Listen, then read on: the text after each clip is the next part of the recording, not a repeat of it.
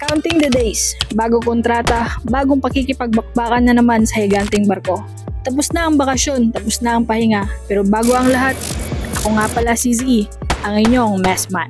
Pero bago tayo umalis, samahan niyo muna ako sa paghahanda ng mga dadaling baon sa barko. Pag-iimpake na sana walang maiwang importante. Bagong gupit, para din naman tayo mamukhang matagal na sa barko, since sasampa pa lang naman tayo. At paghahanda sa online briefing ng MCTC since nasa kusina tayo. I-discuss yung mga importanteng gagawin pagdating sa barko. About safety, menus, cleanliness and hygiene, food handling, at iba pa. Uy! Wait lang. Bago ang flight pa Singapore ay kakain muna tayo dito sa Subway. Ito yung palaging pinapakita sa mga K-drama na napanood ko. Char!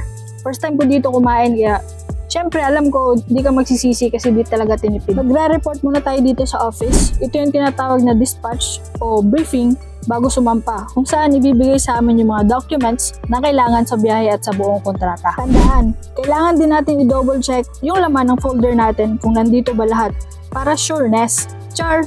O paano, kita-kits na lang sa barko. Alright.